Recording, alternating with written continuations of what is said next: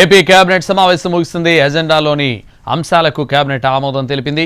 Survey రాళ్లపై Jagan బొమ్మ పేరు తొలగించడానికి కేబినెట్ ఆమోదం తెలిపింది. రాజముద్ర ఉన్న కొత్త పట్టాదారు పాస్ పుస్తకాల పంపిణీకి కేబినెట్ నిర్ణయం తీసుకుంది. జగన్ బొమ్మలతో ఉన్న పాస్ పుస్తకాలను వెనక్కి తీసుకోనుంది ప్రభుత్వం. రీసర్వేపై కేబినెట్లో నోట్ సమర్పించింది రెవెన్యూ శాఖ. రీసర్వే వల్ల తలెత్తిన వివాదాలపై కేబినెట్లో చర్చ చేశారు. రీసర్వే ప్రక్రియను అబయన్స్లో పెట్టాలని కేబినెట్ నిర్ణయం తీసుకుంది.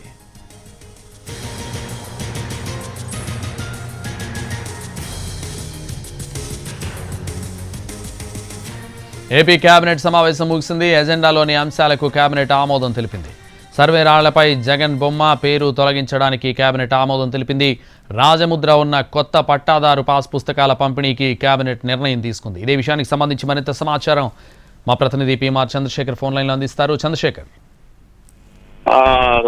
సంతోషం. మొత్తం 7 అంశాలకు సంబంధించి అలాగే టేబుల్ ఎజెండాగా ఉన్న కొన్ని అంశాలకు సంబంధించి కేబినెట్ ఆమోదం తెలిపింది. సో ఈ మొత్తం ఈ కేబినెట్ ఆమోదంలో కొన్ని కీలకమైన నిర్ణయాలు తీసుకున్న పరిస్థితి కనిపిస్తుంది. సో దీంట్లో భాగంగా మొదటిగా చూసుకుంటామంటే స్థానిక సంస్థలు అలాగే సహకార సంఘాల ఎన్నికల్లో ఇద్దరు పిల్లల కంటే మించి ఉంటే కనుక వాళ్ళు పోటీ చేయడానికి అనర్హులుగా ప్రకటిస్తారు. సో ఇది నిబంధన. సో ఈ నిబంధనను తప్పిస్తామని గత ఎన్నికల్లో కూటమి హామీ ఇచ్చింది. దానికి అనుగుణంగా ఇవాళ ఆ బిల్లుని ప్రవేశపెడుతూ ఆ బిల్లుకు కేబినెట్ ఆమోదం తెలిపిన పరిస్థితి కనిపిస్తుంది. దీంతో పాటు చూసుకుంటామంటే మత్స్యకార సంక్షేమానికి విఘాతం కలిగిస్తూ గత ప్రభుత్వం 217 జీవోని తీసుకొచ్చింది. దీనివల్ల మత్స్యకారులకు అలాగే మత్స్యకార సహకార సొసైటీలకు ఇబ్బంది ఉంటుంది, వాళ్ళు తీవ్రంగా నష్టపోతారనే ఆరోపణలు గతంలోనే ప్రతిపక్షంగా ఉన్నప్పుడు కూటమి పార్టీలు చేశాయి. సో ఈ నేపథ్యంలో ఆ జీవోను రద్దు చేస్తూ నిర్ణయం తీసుకున్న పరిస్థితి కనిపిస్తుంది. దీంతో పాటు ఇతరత్ర కీలకమైన నిర్ణయాలు ఏదైతే ఉన్నాయో అవి కూడా తీసుకున్నారు. వీటిలో భాగంగా సర్వే రాళ్లపై జగన్ బొమ్మను